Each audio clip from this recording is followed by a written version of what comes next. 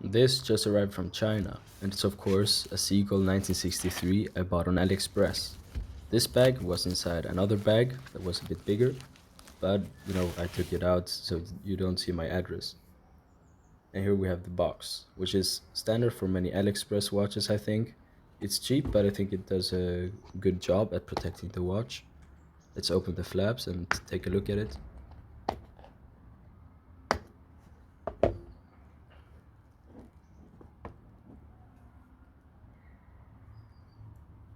So here we have the watch on the NATO strap. We also get a leather strap.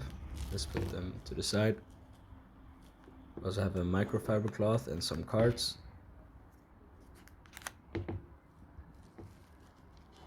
Here it is, the Seagull 1963, a mechanical chronograph from China.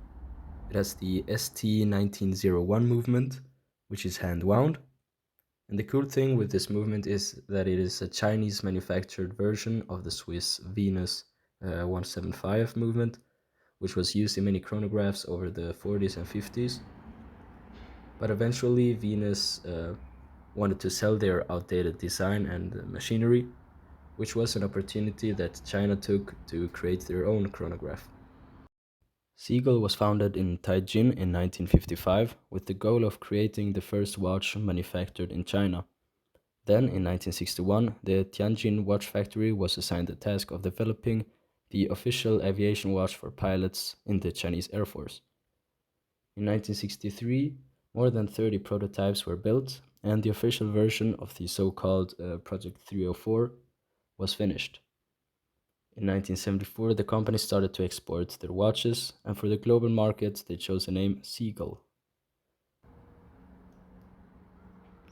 I will let it run until it has passed the 30-second mark, which I've read somewhere that it is better for the movement that way. But yeah, let me know in the comments if that is a concern or not.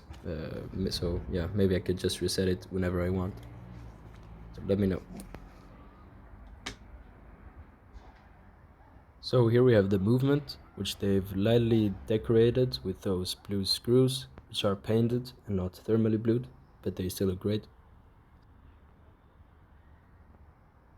So let's pause it and reset it.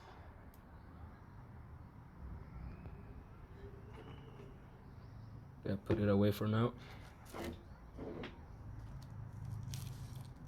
The leather strap, yeah, it looks very cheap. I don't really like the color. I think it's like too bright, almost orange. So yeah, if you want to put it on a leather strap, I recommend you to buy a separate one. But yeah, still nice that they at least include something else.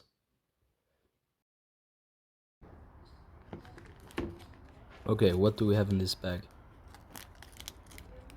If you want to buy a Seagull 1963 and want to support the channel, check out the description because I will try to include affiliate links.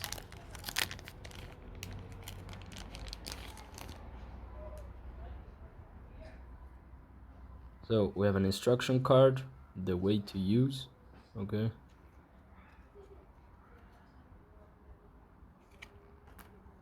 A warranty card, which isn't filled in, and a yellow microfiber cloth. And of course, you've got to check if there's something hidden. But unfortunately, there was nothing.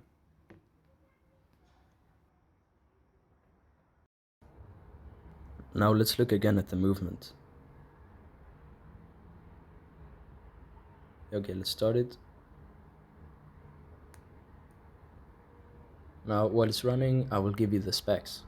This watch has a diameter of 38 millimeters, a sapphire crystal, but there's also a version with acrylic crystal, which is more like the original from 1963.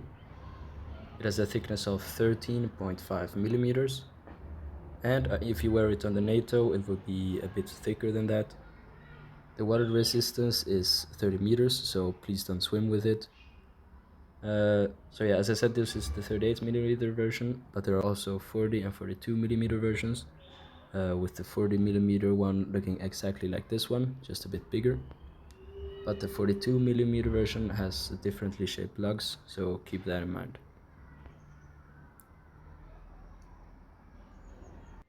The NATO strap is a bit short, even though I have 17 centimeter wrists, so in inches that would be 6.7. So yeah, maybe get a separate leather strap and also a new NATO strap for it. If I tuck it away a bit, it looks okay. I think the green fits it very well. If I get another NATO strap, I would probably pick the same color. Thank you for watching this video about the Seagull 1963. Subscribe if you liked it, and like the video and comment if you want more videos like these. I will see you in the next video.